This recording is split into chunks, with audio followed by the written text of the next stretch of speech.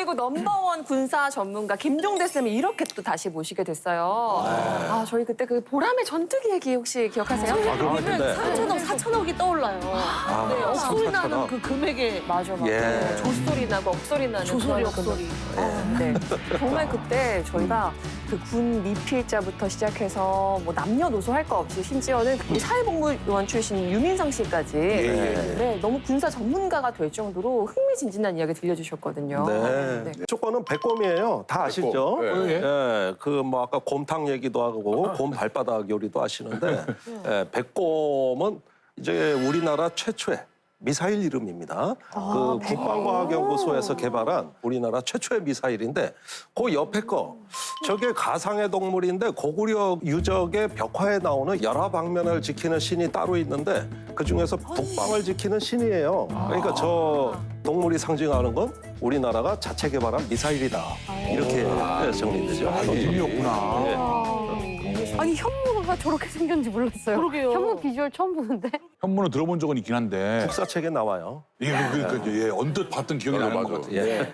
예, 미사일 이름을 저희가 알 수는 없지요. 군사 기밀이어가지고 잘 몰랐습니다. 군사 군사 기밀. 군사 기밀 뉴스 좀 보세요, 유민상 씨. 사회복무요원이라서 그만. 구청에는 안 알려주는 것 같더라고요. 안 알려주세요. 동두천시청에서 몰랐습니다. 예.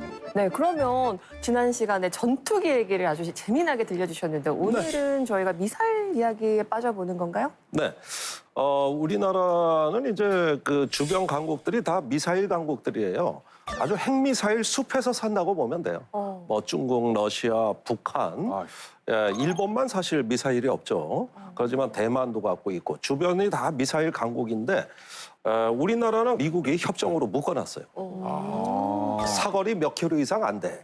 탄도 중량 그 무게도 몇 킬로그램 이상은 안 돼. 이렇게 아주 40년 이상 계속 이것을 금지시켜놨습니다. 그런데 최근에 40년 이상 유지해온 한미 미사일 협정을 폐기하기로 결정이 되고 발표가 됐어요. 그래서 우리나라가 드디어 미사일 주권을 확립했다.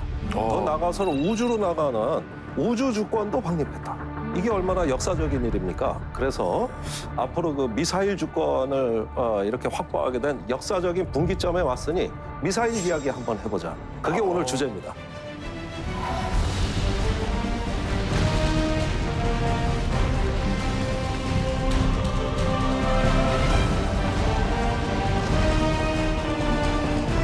기쁜 마음으로 미사일 지침 종료 사실을 전합니다.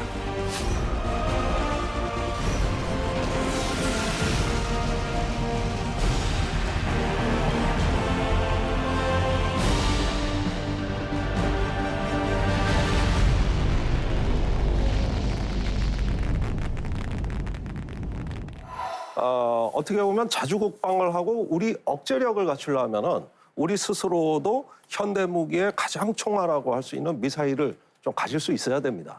그런데 최근에 그 중동 분쟁에서 이 미사일이 어떤 그 전체 판을 아예 결정해버리는 아주 그 상징적인 사건이 일어났어요. 그래서 그걸 먼저 좀 보셔야겠는데 이스라엘과 팔레스타인의 최근 분쟁입니다. 네. 하마스가 발사한 로켓포를 이스라엘의 방어 무기 요격 미사일 아이언돔이 격추하는 그런 장면입니다. 오.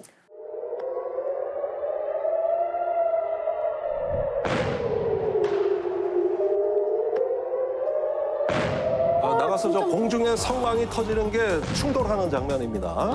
예, 부딪혀가지고 족족 요격하고 있죠. 이야. 네. 불꽃놀이 하는 것 같아. 이렇게 막 쫓아가가지고 그냥 그 신관처럼 그 산탄처럼 이렇게 터져가지고 로켓포를 다 막아버리는 그런 장면이라고 할 수가 있습니다. 아니 얼마나 무서울까요? 저 하늘 아래 있으면. 아니, 저거 찍는 분도 대단해. 미사일 날라오고 있는데. 30%니까 10%는 네. 실패라는 거 90%의 요격률입니다. 그러니까 결국 이스라엘의 사망자가 불과 뭐 10명 남짓 이렇게 발생했는데 그러니까 결국은 아이언돔 로켓을 발사하는 장면이 이제 심지어 관광 상품까지 돼가지고 맥주 마시면서 저 장면을 지켜보는 이스라엘 시민들이 공개된 적이 있고 저 교전이 벌어지는 인간에서 결혼식 축하연도 하지 않습니까? 그래서 이 아이언돔이 있으면은 우리는 안심해도 된다. 이 정도의 신뢰성이 높은 그 상징적인 장면들이 좀 있었어요. 그런데 역설적으로 저 아이언돔 때문에 이스라엘이 팔레스타인하고 평화 협상을 게을리하게 됐습니다. 이렇게 뭐 다 방어가 되니까 아무래도 외교적 노력은 조금 줄어들고 군사력에 의존하는 이런 또 패단이 있다고 평가도 됩니다. 그래서 이 아이언돔이라는 것은 하마스가 발표한 로켓을 찾아냅니다. 그래서 그 궤적을 계산해 주죠. 그래서 지금 날라오고 있다고 경보를 내리면은 여기 전투 지휘 통제소에서 찍습니다. 다 요격하는 게 아니에요. 뭐 어디 그 시골로 날아가는 건 냅둬 버립니다. 그런데 이쪽으로 날아오는 건 도심지기 때문에 요건 심각하다. 요거 이렇게 찍어주죠. 그러면 미사일 발사대가 있습니다. 한 발사대마다 20발의 요격 미사일이 장착돼 있어요. 그럼 여기서 쏘는 거죠. 요격 미사일을 쏘면은 날아오는 그 저게 로켓포하고 요 요격 미사일이 충돌을 해가지고 이렇게 도시가 방어가 되는 하나의 그래서 강철 지붕이다. 그래서 아이언돔입니다. 그러면 이게 이스라엘 영토 전체를 저게 당하고 있는 거예요? 아닙니다. 도심 지역만. 이스라엘 그러니까 안에서 뭐 이제 한적한 농지나 이런 건 그냥 냅둬버려요. 왜 그러냐? 이게 한 발에 네. 옛날에 1억 원이 넘었습니다. 지금은 많이 생산해서 그나마 5천만 원 정도예요. 천발 넘었는데요, 요격한 게. 그러니까 곱하기 5천만 원. 아이고. 예, 그렇게 되면 어떻게 되냐면은 하마스나 뭐 어떤 그 헤즈볼라 같은 무장 집단이 많아봤자 30만 원, 50만 원 이런 정도 가격밖에 안 되는 로켓포를 그냥 툭툭 쏴주면은 1억 원짜리, 5천만 원짜리로 방어해야 되죠. 그러니까 하마스가 이번 전쟁에서 패배했다고 전 보지 않습니다. 이것도 전술이에요. 수천 발씩 이렇게 툭툭 쏴주면은 이스라엘 국방부를 거기다가 다 쓸어 담아야 됩니다. 그 포탄 생산하고 요격하고 여기에다 다 쓸어 담아야 되니까 아직도 하마스가 로켓 포탄이 10,000발이 더 있습니다. 예, 그러니까 필요할 때 저거 쏘면은 그 30만 원짜리 요격하려고 5천만 원을 써야 되니까 이스라엘 국방비로 감당이 안 돼요. 그래서 이 무기 체계를 이스라엘 자체 재정으로 안 되니까 미국 원조를 받아가지고 이렇게 그 운영해야 되는 아주 값비싼 무기가 된 것이죠. 성능이 좋으니까 비싸긴 하네요. 이제는 돈 없는 나라는 국가 안보가 안 된다고 봐야 되겠죠. 또 시민들의 안전을 생각하면은 예, 그게 아까운 돈이 아니겠네요. 그러니까 결국은 이 미사일이 비싸다는 비난에 대한 답변이 예, 바로 그거였습니다. 시민들의 안전에 비해서는 싸다. 그렇지. 그래서 이 무기 체계에 대한 어떤 신뢰 또 효과는 입증이 됐다고 보는 것이죠. 선생님, 그럼 세계에서 미사일 체계가 가장 뛰어난 나라는 역시 미국. 네. 역시. 예, 미국은 뭐 모든 미사일 세트를 다 갖고 있는데 최근에 미국에서 미사일 새로 나온 거 있습니다. 하나 소개해 드릴게요. 네. 이게 F-35는 이제 제가 지난번 강연에서 우리나라가 제일 비싸게 사온 스텔스 전투기다. 이건 말씀드렸지 않습니까? 거기에다가 스텔스 미사일이 나왔어요.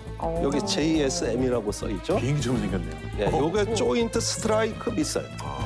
그러니까 이 형상을 보면은 일단은 스텔스 설계죠.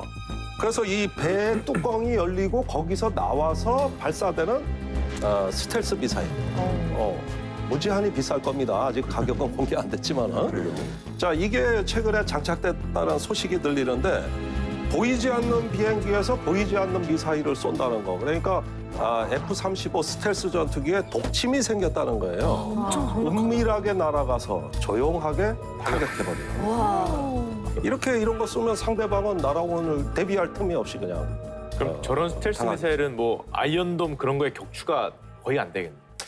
예, 아이언돔 같은 무기도 일단 레이더로 잡아야 어떻게 보면 탐지가 되고 추적이 돼야 그 다음에 요격을 하든 말든 하는 것이지 일단은 탐지 자체가 불가능하면 이건 속수무책인 겁니다. 무슨 수로 잡아요. 그러니까 미국이 이런 무기를 되게 좋아하는데 중국은 약간 다릅니다. 네.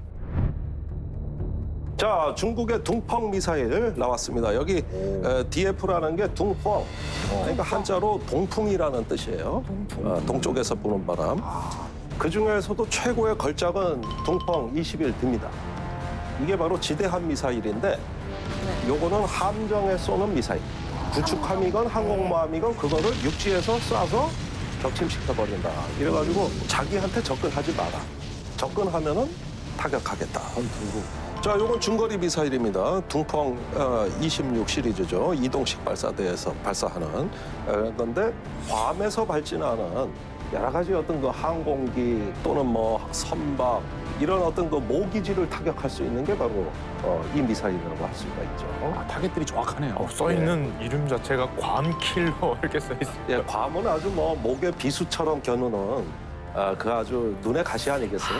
그러니까 요걸 괌을 때리겠다. 예. 자, 둥펑 31A 요 미사일은 ICBM 대륙간 탄도 미사일이에요. 미국을 본토를 타격할 수 있겠죠. 예. 그리고 최근에 중국의 열병식에서 여러 가지 그 둥펑 미사일 시리즈가 있는데 그걸 다 공개를 안 하고 일부만 이렇게 슬쩍슬쩍 보여줍니다. 지금 이것보다도 훨씬 더 위력적인 둥펑 시리즈가 비밀 무기로 지금 있을 것으로 보여지고요. 그런데 이런 양상을 보면은 중국은 어떤 그 미국같이 이렇게 은밀하게 나라가 독침을 쏘는 이런 아웃복서 스타일이 아니에요. 중국은 전형적인 인파이터 스타일로 전쟁을 하고 이게 미국과 중국이 상당히 다른 점입니다. 그래서 둘이 권투시합을 하는데 알리가 혼을 다 빼놓습니다. 빙빙 돌면서. 마찬가지로 미국도 아까 같은 그 스텔스기를 남중국해에서 동중국해까지 왔다 갔다 완전히 혼을 다 빼놓고 방심했을 때 독침 하나 딱. 이게 아웃복서 스타일이고 중국은 기다리고 있다가 카운터 펀치를 노린다 이거예요. 그 전투기가 뜨면 어디선가 떴을 거 아니에요. 항공모함에서 떴든지 괌에서 떴든지 그러면은 전투기는 못 잡으니까 못 때려도 그 기지를 때리겠다. 저희가 마침 또 지난주에 최현미 선수를 만났어가지고 그래요? 이해가 아주 쏙쏙 되네요. 쏙쏙 들어오네요. 정말. 그래서 이런 미사일이 지향하는 그 군사 전략은 반접근 전략이다. 우리 쪽으로 오지 마라. 오면은 격파하겠다. 이런 카운터 펀치를 준비하다 보니까 이런 미사일 성능이 너무 좋아서 최근에 미국 국방부와 랜드 연구소의 워게임 그 전쟁 모의 전쟁을 해봤는데 그러니까 대만 해협에서 국지전이 발생했을 때 미국이 접근할 거 아닙니까? 대만 해협 쪽으로.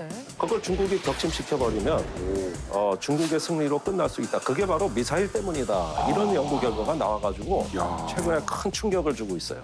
아마 미국이 대책을 세우고 있겠죠. 지금쯤이면. 쌤, 미국하고 중국 간도 저렇게 약간 팽팽한데 남북의 미사일 기술도 되게 궁금하거든요. 예, 그 축소판이 바로 남과 북이라고 할 수 있겠어요. 아주 유사하게 진행되고 있습니다. 북한 미사일 하나 보실까요? 자, 북한의 23번째로 개발된 미사일이라 그래서 우리가 붙인 명칭입니다. KN-23. 그것도 최근에 나온 거는 개량형. 올해 2월 달에 김정은 위원장이 우리한테 보여준 겁니다. 한번 봐라. 이런 거 있다. 북한은 잘 보여줘요.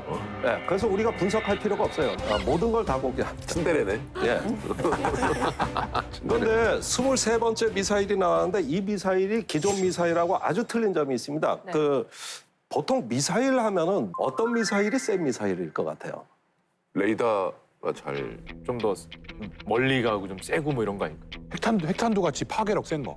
그러니까 얼마나 멀리 가느냐 범위, 그다음에 얼마나 정확하게 가느냐, 얼마나 빠르게 가느냐, 얼마나 위력적인 탄도를 가졌냐 하는데 이 미사일은 상식을 다 깹니다. 뭐예요? 엄청나게 느린 미사일을 일부러 개발하는 거예요. 느려요. 왜요? 그럼 요격당할 수 있잖아요. 요격 당할 수 있잖아요. 자, 한번 보시죠. 이 미사일의 특징이 있습니다. 우선 쏩니다. 솟구쳐 오르겠죠. 네. 그러면 이 범위가 넘으면 한국 레이더, 그린파인 레이더에 탐지가 돼요. 뭐가 나타나요. 근데 없어져. 쑥 내려가죠. 그래가지고 레이더 안 보이는 저공으로 내려가가지고 사각지대로 들어가요. 그러다 표적이 나오면 갑자기 솟구쳐 올라요. 이걸 풀업 기동이라고 그래요. 그래서 다시 고속으로 내려 꽂는 것이죠. 그러면 이게 천천히 이렇게 오기 때문에 마구와 같은 미사일이 된 거예요. 거기에다가 탄두 중량은 2.5톤까지 되니까 엄청 많은 무지한히 커가지고 와서 폭발 안 해도 그 자체 충격만으로도 완전히 어떤 거 주변이 그냥. 초토화가 가능한데 여기서 또 확산탄이라고 그 자탄을 수백 개를 요 탄도에 실으면은 공중에서 샤워기처럼 파편을 아래로 뿌려버려요. 그러면 축구장 150개 면적이 초토화될 수 있으니까 지금 북한에서는 빠른 무기만 개발하는 게 아닙니다. 말씀 들으면 지금 내일이라도 당장 막 뭔가 이거를 요격할 수 있는 미사일을 개발을 해야 될 것만 같아요. 그래서 우리도 대응 무기로 네. 현무를 개량한 이유가 바로 이런 이유 때문입니다. 자, 그러면은 우리나라 미사일 한번 알아보겠습니다.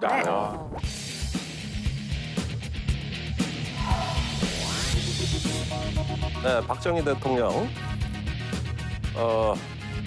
국방과학연구소 방문해가지고 1971년 지금 보이는 그 우리나라 최초의 아까 백곰 미사일이라고 말씀드렸는데 미사일 개발을 지시해서 78년 9월에 국방과학연구소 안흥시험장에서 드디어 개발 시험을 수행하고 저 앞에 박정희 대통령이 보고 있는 거예요.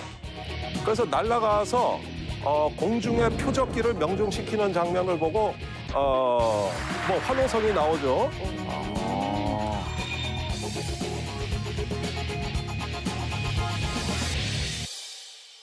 이게 당시에 국방과학연구소의 구상해 박사한테 한 통에 걸려온 전화로부터 시작이 됩니다. 그래가지고 청와대로 들어와라 갔더니 메모를 이게 각하의 지시사항이다. 이래가지고 메모를 주는데 극비 이렇게 써 있고 유도탄을 개발해라. 독자적인 개발 체제를 확립해라. 1단계는 75년까지 국산화해라. 유도탄 사거리는 200km 내외로부터 근거리로부터 시작해라. 그다음에 파괴 효과가 큰 것을 개발하되 탄두의 교환성을 유지해라. 뭐 쭉쭉 있어요. 그때부터 박정희 대통령이 국방과학연구소에 엄청 자주 와가지고 직원들 숙소까지 다 돌봐주고 월급 많이 주고 오로지 미사일 개발에만 전념해라. 이런 것이죠. 그러면서 그 우리나라 최초의 미사일 백곰 미사일이 탄생이 됩니다. 굉장히 오징어처럼 생겼네요, 모습이. 저게 당시 미국이 우리나라에 배치한 나이키 허큘리스 미사일을 모방해서 우리 자체 설계도를 갖고 한번 만들어 본 거예요. 자, 우선 백곰 미사일은 국내 최초의 지대지 미사일이고 사거리가 180km다. 근데 이게 약간 애매하죠? 어디를 때리려고 180km에 맞추라고 한 거냐? 그러게요. 휴전선에서 평양까지가 140km입니다. 그러니까 이 180km라는 뜻은 평양을 타격할 수 있는 그런 미사일을 고려하지 않았는가 보여지고요. 근데 저기 처음 만든 우리 미사일 이름이 백곰이라고 그랬잖아요. 네. 왜 백곰이에요? 그게 그 국방과학연구소에 눈이 많이 왔나 봐요. 네. 거기에 연구원들이 어슬렁어슬렁 걸어가는데 뒤에서 보니까 곰 몇 마리가 걸어가는 것 같다 그래서 그냥 백곰으로 해라. 이게 사연의 전부예요. 아 진짜요? 네, 그래서 백곰으로 한 거예요.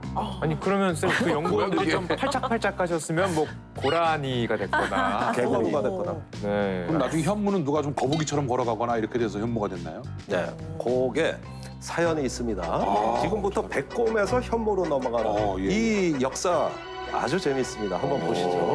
네. 미사일의 역사.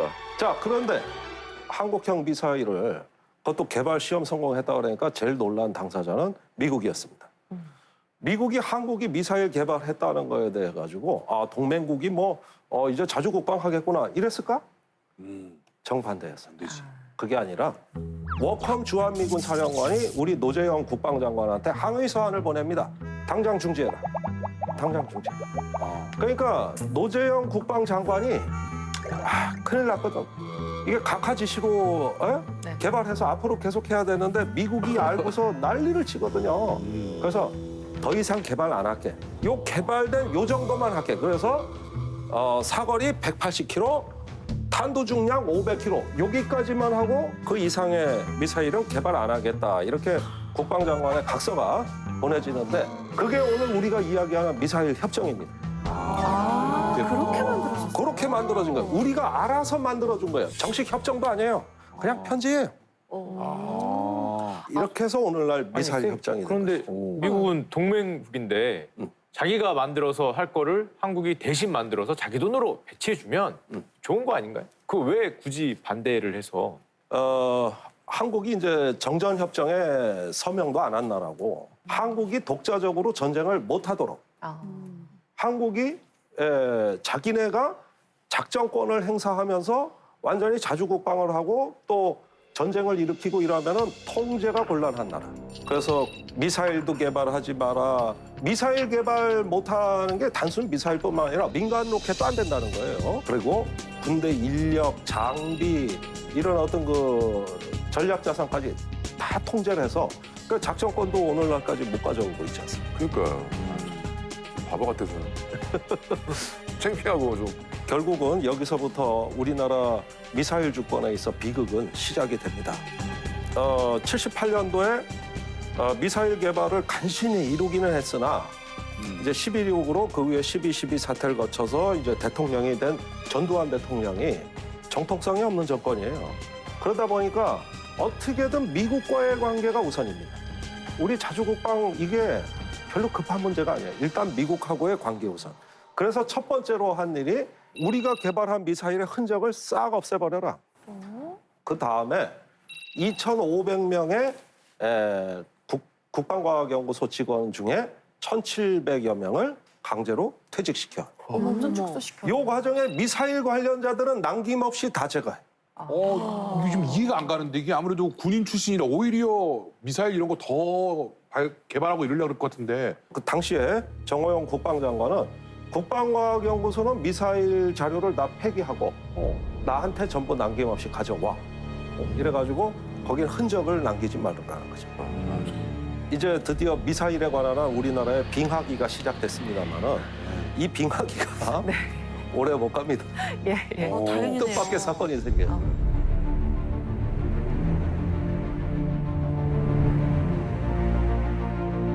지난 83년에 격추된 대한항공 007기는 소련 공군에 의해서 피격. 5인 격추된 것이다.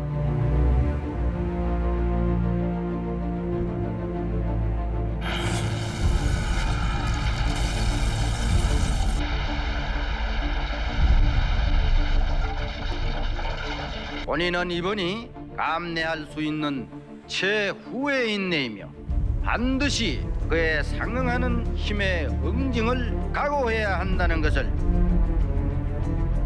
83년에 대한항공 여객기 격추는 워낙 충격적인 사건이어서 당시 레이건 대통령이 그 위성항법 GPS를 전 세계에다 민간에 공개하게 된 사건이 이것 때문이에요. 그러니까 앞으로 대한항공 이건 뭐건 전 세계 여객기에 GPS 항법 다 줘. 민간에 다 개방해. 이래가지고 우리가 지금 차에서 쓰는 GPS 항법을 그래서 들어온 거죠. 내비게이션. 그리고 한 달 후에 네. 그 아웅산 테러가 일어납니다. 주범은 북한이었어요. 83년에 진짜 많은 일이 있었네요. 예, 그 아웅산 묘소에서 돌아가신 분들 국장에 100만 인파가 모이고 연일 북한 규탄 대회가 벌어지고. 없는데도 한계 있다. 북계만행 우리 뽑자. 이렇게 되니까 전두환 대통령이 가만히 생각하니까 이게 걱정이 이만저만이 아니에요. 5년 후에 88 올림픽입니다. 맞네. 이거 올림픽 어떻게 치를 거야 이거. 이래가지고 그 배꼽 미사일을 개발했던 구상해 박사를 다시 호출합니다. 자기가 잘랐잖아. 다시 오라 그래가지고 아웅산 묘소에서 살아와가지고 국군 수도통합병원의 중환자실에 있던 이기백 합참의장이 구상해 박사를 불러가지고 각하에 치시다. 미사일 개발해라. 88 올림픽 전에 개발해라. 이게 또 거꾸로 된 제시가 내려오니까 국방과학연구소는 그러면 백곰 개발해 놓은 게 있으니 백곰2 개량형을 만들겠습니다. 이 보고서를 올려요. 그런데 84년 9월, 그러니까 1년이 채 안 된 시기에 벌써 1차 시험까지 끝내버린 거예요. 네. 그리고 85년 5월, 그 이듬해에는 2차 시험까지 성공하면서 새로운 미사일이 탄생하는데 백곰 미사일의 개량형, 드디어 현무 미사일이 탄생합니다.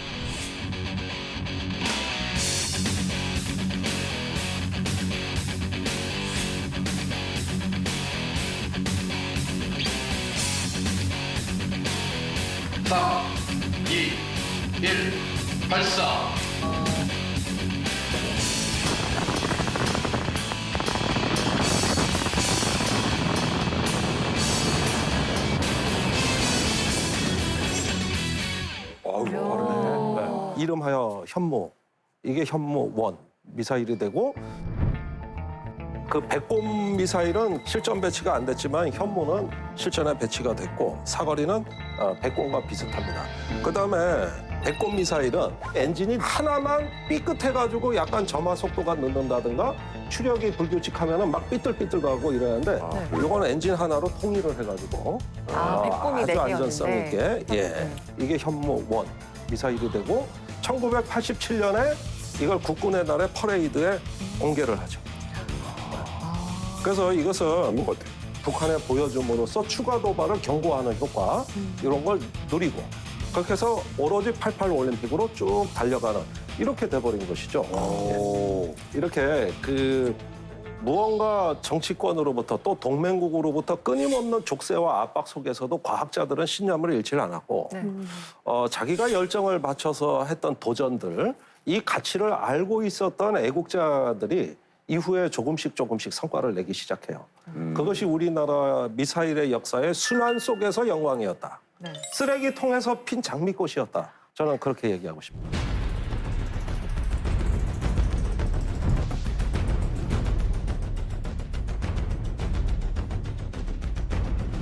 북한이 오늘 핵 확산 금지 조약 NPT 탈퇴를 전격 선언했습니다.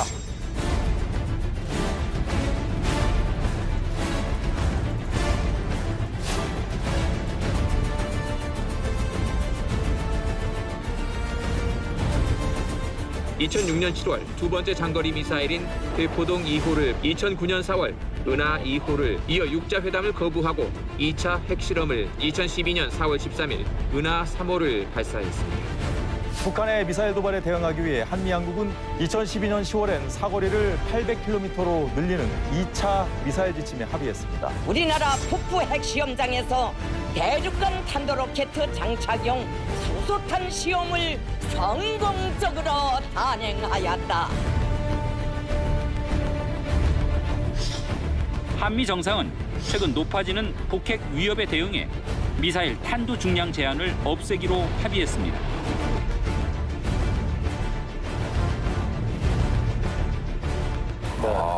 미사일. 보니까 역시 우리나라의 미사일 개발은 끊임없는 북한의 미사일 위협이 고조되는 데 대한 반작용으로 우리 미사일의 성능을 업그레이드하는 이런 방향으로 추진돼 왔다고 할 수가 있겠죠.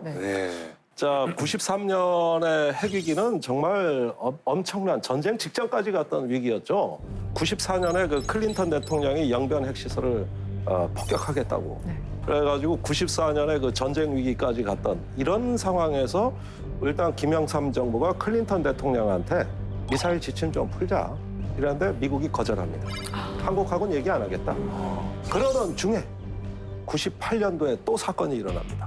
북한의 대포동이라는 데서 북한이 정체불명의 로켓을 발사해요. 3단 로켓으로 쭉쭉 올라가요. 3단? 네, 3단 로켓으로. 그러니까 일본 영공을 그대로 지나가서 그 태평양 쪽에 떨어집니다. 이름하여 대포동 1호입니다.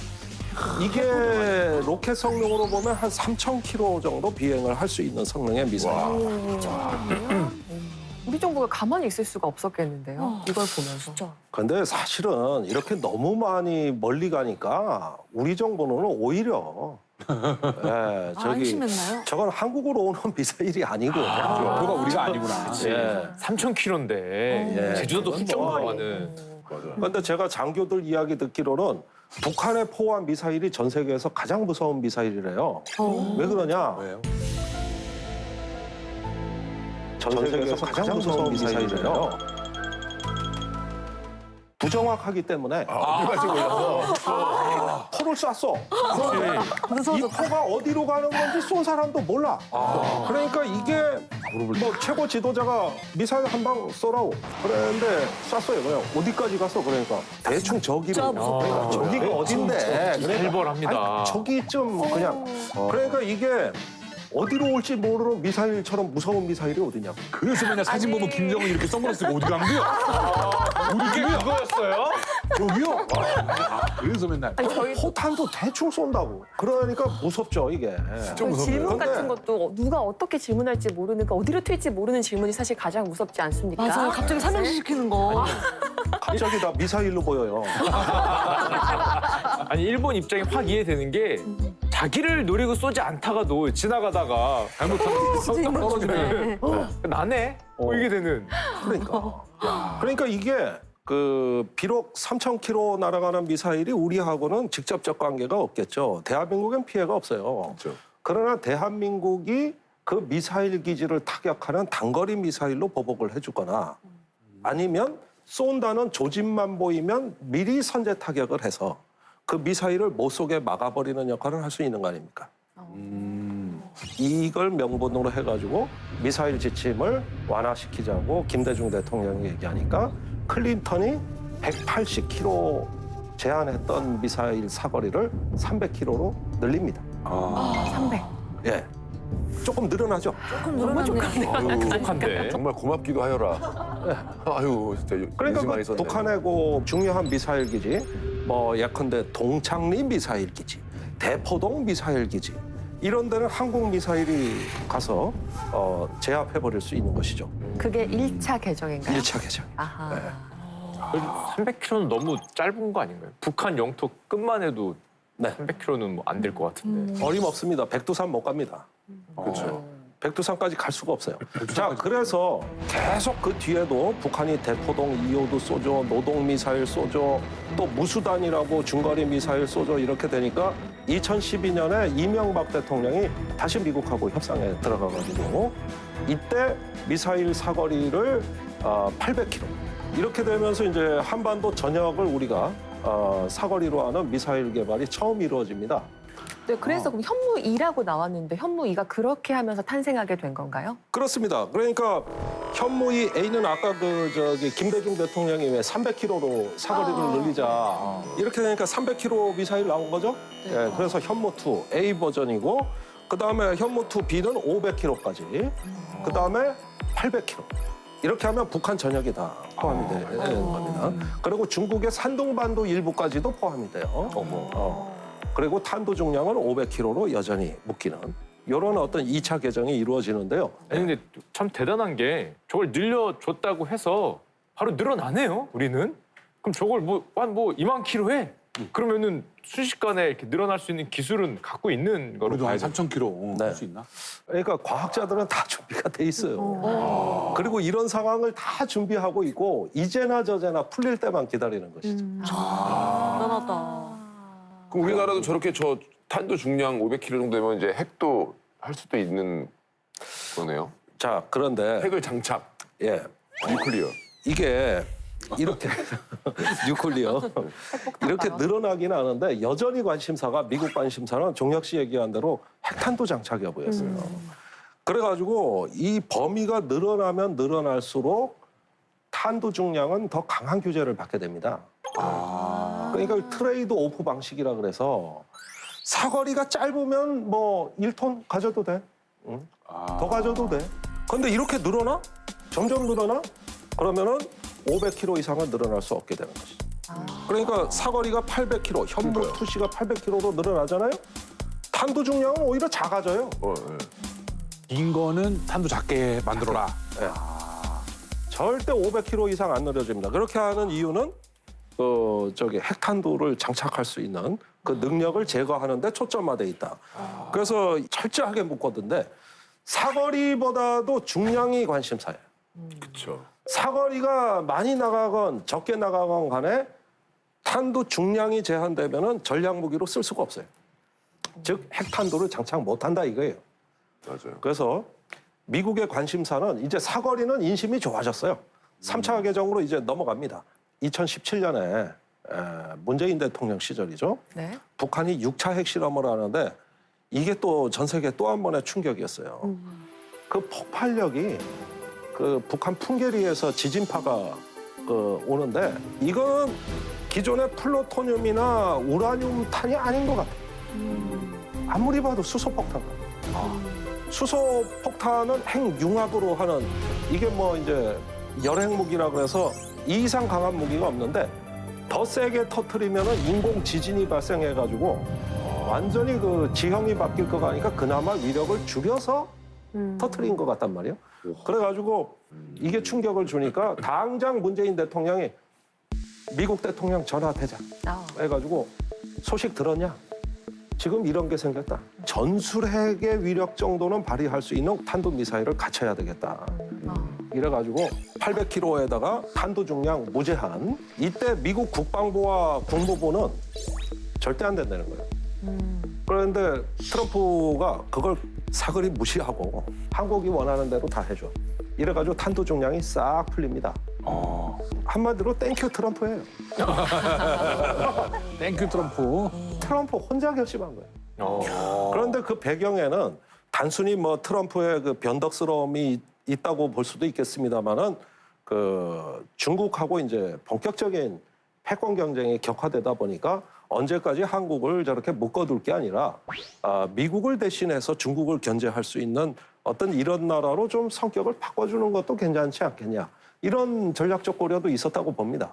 그리고 당시에 미국과 러시아 간에 중거리 핵무기 금지 조약이 있었는데 이게 파기됐어요.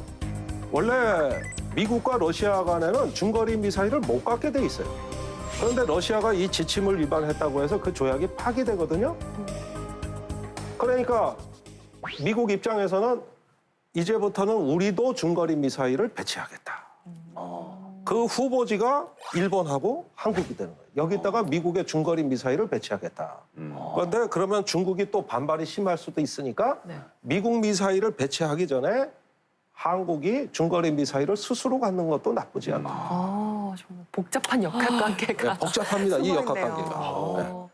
자, 이렇게 문재인 대통령이 트럼프하고 단판을 져가지고 미사일 지침을 개정하고 그 기반 위에서 나온 게 이제 현무4. 드디어 괴물 미사일이 출현합니다. 괴물 미사일. 괴물 미사일 없어요. 아무것도? 공개된 적이 없어요. 있는데 공개가 안 된 거죠? 공개 안 됩니다. 지금까지 제가 말씀드린 아까 뭐 현무2부터는 전부 공개 안 된 미사일이에요.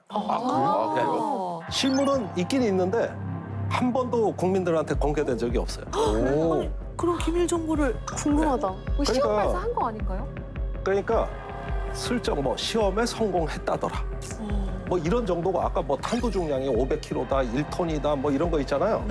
진짜 중량은 몇 킬로인지 아무도 몰라. 아니 그럼 없는지도 모르는 거 아니에요? 있다고 말만. 근데 대부분 없으면 이렇게 얘기 못 하고. 그래요? 있긴 있어도. 근데 그냥 궁금해 죽겠지 약간 그런 느낌인가요? 사실 북한이 우리 미사일에 대해 제일 궁금한 게 탄도 중량입니다. 그걸 알 수가 없어요. 그러나 현무4가 괴물이라고 말하는 건 뭐냐 하면은 작년 7월에 문재인 대통령이 국방과학연구소 시험장에 가서 보고 나와서 전 세계에 가장 강력한 미사일이 개발됐다. 그 정도라고요? 이렇게 말을 하는 거야. 그리고 그런 시험이 있었다. 이걸 국방부 장관이 언론에 공개를 요 정도만. 그리고 실물 사진 일체였고 브리핑 일체였고 탄도 중량은 알아서 짐작하세요. 그래도 쌤은 진짜 최고의 군사 전문가시니까 좀 아시잖아요. 저희 방송에서는 그래도 맞아요. 좀 비밀을 좀 풀어주시면 안 됩니까? 그러니까 작게는 2톤, 많게는 4톤의 중량이라는데 4톤이요? 경기 너무 큰데? 이 정도면은 지하 100m 내지는 150m를 뚫고 들어가는 거예요. 거기서 그 지하 깊숙이 있는 북한의 그 전쟁 지도 본부, 그 지휘 시설 벙커, 이거를 폭파하는 일명 벙커 버스터. 벙커 버스터. 그러니까 미국이 그 벙커 버스터를 가끔 보여준 적이 있는데 그런 종류의 무기다. 아니 잠깐만 이거 그만 말씀하셔야 되는 거 아니에요 이거 지금? 그러니까요. 이거 국회에서 보면 어떡합니까 이거 지금 큰일 날 것 같은데. 아니 그러니까 궁금해하라고 지금 계속 떠들고 있어요. 정확하게 얘기해 준 것 같아가지고 지금. 이게 대북 방송이었네. 위험한 거 아니에요 이거? 그러니까 정보가? 이런 정도는 얘기를 해야 되는 이유가 아예 안 보여주면은 북한을 억제할 수가 없는 겁니다. 그렇죠. 그러니까 모든 무기는 적당히 보여줘야 되고 특히 북한같이 잘 보여주는 나라는 없어요. 고화질 동영상으로 맨날 들어줘. 그래가지고 고화질까지. 처음에 우리가 믿을 둥 말 둥 뭐 잠수하면서 미사일을 발사했다고 그러면 에이 그럴 리가. 에이 그 정도 기술 안 될 거야. 그런데 다음 날 조선중앙TV에 고화질 영상으로 쫙 또 인터넷으로 쫙 해가지고 봐. 이렇게 해서 또 보여주는 것도 전략이. 그러니까 우리는 뭔가 있다고까지는 얘기를 해줘야 되고 단지 그 정확한 재원, 요거는 공개를 안 하는 거죠. 이 아이언맨에 그런 대사 나오거든요. 아이언맨이 처음에 설정이 그 스타크가 무기 만드는 회사였잖아요. 그렇죠. 그 사람이 하는 얘기가 제일 좋은 무기는 안 써도 되는 무기. 있는 것만으로도 하는데 영화상에서는 근데 자기 생각은 다르다. 한 번만 쏘면 끝나는 무기가 제일 무섭다. 이렇게 얘기하긴 하는데. 맞습니다. 단순히 무기가 실물이 아니라 그 무기의 그림자 속에서 국제정치 작동한다는 거. 그럼 이왕 지르는 거 현마 6까지 있는 걸로 이렇게 확 질러주면 좋네요. 지금 4인데 뭐 5도 있고 뭐 6도 어딘가 있고 이렇게 해서 딱 뚜껑 열리면은 뭐가 이렇게 나갈 것 같고. 슈카 씨가 이 전쟁은 게임의 논리로 가는 거거든요. 심리전이에요. 지금 그걸 정확히 표현하는 정확한 겁니까? 정확한 거예요. 역시 군대장. 제가 지금 역시. 이것도 말을 할까 말까 지금 경계선을 들락날락 하는데 네. 그 저기 현무4가 어떤 무기인지 우리가 아무도 모르는데 이것이 잠수함에서 발사하는 버전이에요. 그러니까 수중에서 수중에서 발사하는 버전이 있고 또 지상에서 발사하는 버전이 있고 이거 과연 지금 우리나라에서 안 하고 있을까? 안 하고 있을까? 갑자기 궁금하다. 하고 있겠냐고. 궁금해라. 그래서 언론에서는 했다더라. 여기까지는 기사가 나가요. 바다에서 쐈다더라. 그래서 북한도 요즘 잠수함 다 보여줘요. 우리 이런 잠수함 만들고 있다. 그거 건조 과정을 이렇게 희미하게 보여주거든요. 그러면 우리가 알아서 짐작하라는 거예요. 그래서 이게 심리전이. 오늘 선생님 말씀하신 것 중에 어디까지가 진실인가요? 그러니까 아주 없다면 제가 이 얘기를 하겠냐고. 뭔가는 있다 이거죠. 야, 있긴 있다. 있긴 있다. 그 다음에 여기까지는 해보니까 사실 우리 고민은 이겁니다. 이렇게 미사일 뭐 여러 성능 좋은 미사일이라고 하지만 액체 연료 미사일, 고체 연료 미사일이 현격하게 달라요. 연료도 뭐 하죠? 제한이 걸려 있었어요? 연료가 제한이 걸리는데 이게 저 안에 구조 좀 보십시오. 이게 얼마나 복잡합니까? 액체 연료, 액초 산화제, 연료 편프, 연소실 분사구. 저게 하나라도 잘못되면은 다 망가져요. 폭발해버리는 거죠. 근데 고체는 간편하거든. 그러니까 추진력은 좀 약하지만 대신 고체 연료는 항상 발사 준비가 돼 있고 어느 때든 원하는 발사가 가능하고. 그러니까 이 고체 연료를 쓰면 어때요? 저게 언제 쏠지 알 수가 없고 그냥 굴 속에서 뭐 차량이 하나 툭 튀어나와가지고 바로 쏴버린다. 그러니까 쏘는 조짐을 알 수가 없기 때문에 군사무기로서 아주 효용이 높은데 이걸 최근에 북한이 북극성 미사일이라 그래가지고 계속 보여주고 그다음에 잠수함에서도 이걸 쏜다는 거예요. 그러면 어떻게 되느냐? 북한의 미사일 기지 타격이 다 소용이 없는 거예요. 그래서 4차 지침 개정이 들어가는데 또 문재인 대통령이 트럼프한테 또 얘기합니다. 작년 7월에 우리도 고체 연료 좀 하자. 이것도 좀 풀어줘. 그러니까 트럼프가 예스. 예스. 마음대로. 이거예요. 그러면 지금 저기 민간 우주 로켓도 고체로 해야 된단 말이에요. 그러니까 민간 우주 로켓까지 다 해제. 다 가져가십시오. 트럼프 대통령은 산타클로스도 아니고 뭐 이렇게 다 해라고 하나. 고체 연료도 하라 그러고 뭐도 하라 그러고. 아예 뭐 맘대로 뭐 이렇게. 그거 미국에서도 이해를 못한다. 이거. 미국에.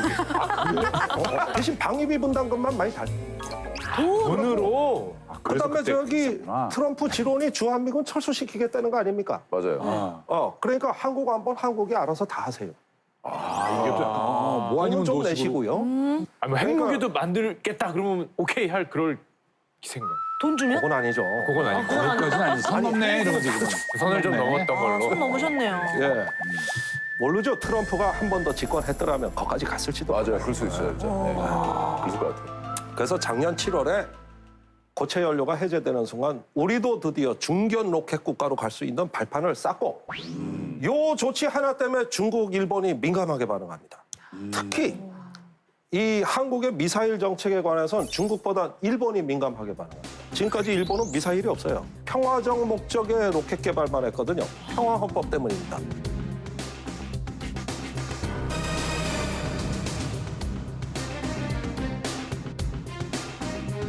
그런데 보니까 일본이 남한 빼고 다 갖고 있어. 그리고 한국이 이런 것까지 갔는데. 그래서 작년에 일본이 미사일을 보유하는 쪽으로 정책 변경을 시도하고 아베가 그거 하다가 퇴임했어요. 아베가 조금 더 집권했더라면 일본도 우리도 이제 결심하자. 우리만 왜 무장 해제냐 이렇게 돼서 미사일 보유국으로 더 가속화됐을 가능성이 높은 거죠. 야마 돌았네. 지금도 그러고 있어요. 그러니까 이거 하나가 4차 개정이 얼마나 주변국에 충격을 많이 줬느냐. 그래서 이미 실효성이 없어졌으니 아유 그 미사일 협정이란 자체를 없앱시다. 그러니까 작년 11월에 트럼프가 이것도 오케이. 네. 그런데 그 뒤에 미국의 선거가 있었고 코로나가 확산됐고 정상회담 일정이 미뤄지고 하니까 발표만 미뤄놨다가 올해 5월에 바이든 문재인 대통령 회담에서 오픈해버린 거예요.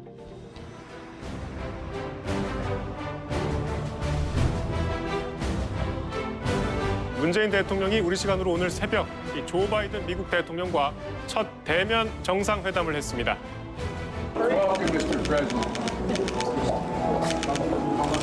이렇게 건강하신 모습이니까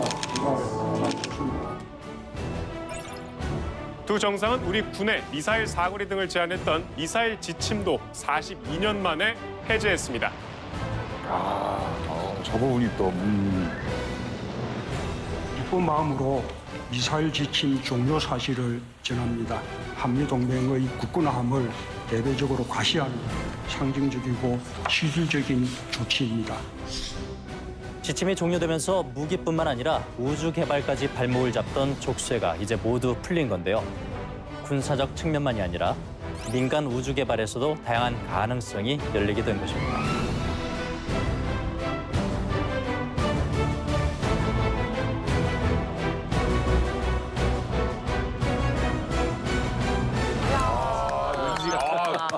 가슴이 웅장해지는 느낌이 드는데. 깨가 이렇게 으쓱으쓱하네요. 이 작전권도 없는 나라가 또 미국에 그동안 의존해서만 이 자주국방을 못하고 우리가 그 어떤 흑역사를 지난 40년간 걸어왔다는 거에 비하면 이 자체는 이제 주권 국가로서 우리가 당당히 어깨 펴고 중견 강국으로 갈 수 있는 획기적 분기점이라고 할 수 있는 겁니다. 자, 그런데 저는 이제 대한민국이 본격적인 시험대에 올라섰다고 봅니다. 사실 우리가 이 주권을 가졌다고 그 즉시 이제 중국, 러시아, 일본까지 다 이렇게 사정거리 안에 넣는 이런 어떤 그 전략 무기 쪽으로 치닫게 되면은 한국에 대한 이제 유무형의 압박이 들어옵니다. 그러면은 모처럼 이 확보했다고 하는 주권을 인해 가지고 더 차별받을 수가 있으니까 굉장히 그 중장거리 미사일 개발에는 신중하거나 또는 자제하는 어떤 국가의 면모를 우리가 보여줘야 됩니다. 왜냐? 우리는 평화 국가니까. 우리는 평화를 사랑하고 평화를 만드는 국가니까. 그래야 이 주권도 주변국에서 인정을 받는 것이지 이걸 갖고 전쟁하는 나라, 침략하는 나라의 어떤 면모로 가게 된다면은 오히려 이 가져오지 않으니만도 못한 주권이 될 것이다. 이 점은 우리가 분명히 알아요. 근데 그런 중장거리 미사일을 개발할 수 있는 품격도 중요하지만 그게 하고 싶다고 네. 여러 가지 기술이 필요할 텐데 다 되는 건 아닐 것 같거든요. 맞습니다. 이 중장거리 미사일은 우리가 한 번도 가보지 않은 길입니다. 그러니까 군사 항법이라는 게 있습니다. 그게 관성 항법, 또 GPS 위성 항법, 또 광학 그 표적 탐지, 그다음에 적외선 탐지 이런 센서들을 잔뜩 집어넣어 가지고 그 좌표를 정확하게 찍고 가야 되거든요. 그래서 이런 군사 항법이 한반도 내에서는 어느 정도 해결되지만은 뭐 중국, 러시아 멀리까지 가는데 그거 우리나라가 할 수 있냐? 이런 군사 항법 기술이 있냐? 이 기술의 80%는 미국이 갖고 있고 또 로켓의 그 뭐 여러 가지 제작 기술, 진단 기술 또 이런 어떤 여러 가지 첨단 기술 같은 경우는 전부 다 미국에 종속돼 있다고 보면 됩니다. 또 러시아에도 종속돼 있습니다. 그러니까 앞으로 문제는 주권의 문제가 아니라 기술의 문제입니다.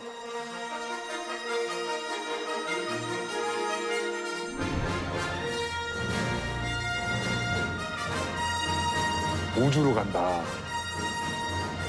진짜 우주로 가는 거야. 그래, 저 기술이 꼭 미사일로 가라는 법은 없잖아요. 로켓이니까. 너무 신기하다. 나로 발사 장면입니다. 오. 가자.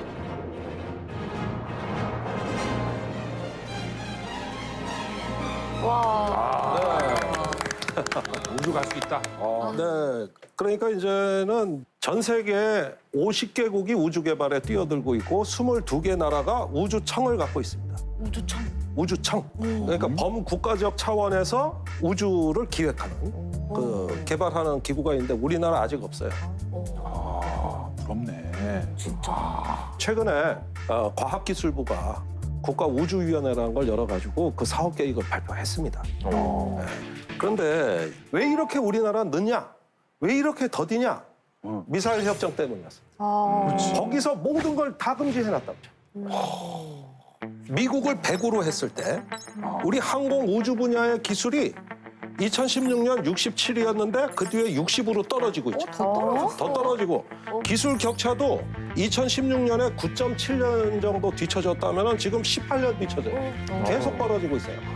다른 계속. 나라들이 많이 나가니까 그렇구나. 다른 나라는 다 하는데 우리는 그 사이에 미사일 협정 좀 완화시켜줘. 이 이야기 하고 있었다니까. 다른 데는 점점점 발달이. 그러니까 이 미사일 협정의 부정적인 효과가 바로 이겁니다, 여러분. 도전의 기회를 막아버린 거예요. 그럼 미사일 순위랑 지금 우주 순위랑 비슷하다고 보면 되는 건가요? 네. 같은 로켓이에요. 같은 로켓입니다. 같은 로켓을 옆으로 쏘면 미사일이고 위로 쏘면은 로켓이.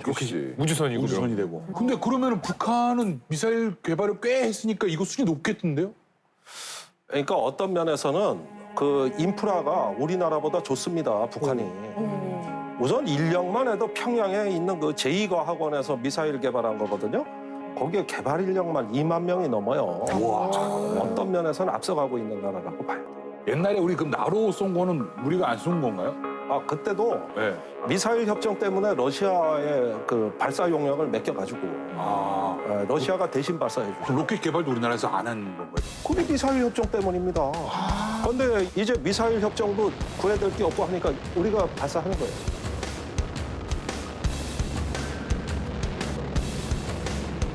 그런데 이게 없어졌다는 건 무슨 뜻일까? 우리가 우주 강국이 됨으로써 이 새로운 기회 공간에서 대한민국은 응답해야 된다.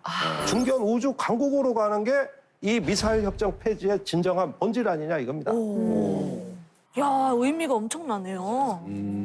그 오랫동안 우리가 미사일 협정이라는 것 속에서 스스로 나약한 나라, 의지가 없는 나라 또는 강대국에 의존하는 나라로 길들여져 왔어요.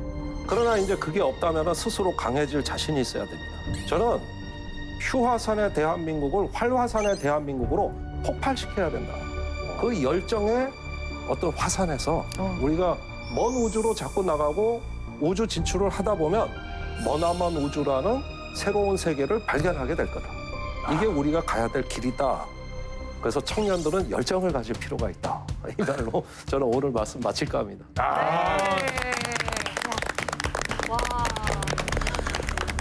빙하기는 끝났고 미사일 시대에 이제 활화산이 불타야 된다 이런 말씀이신 거잖아요. 그렇습니다. 이제 우리도 만들 수가 있습니다.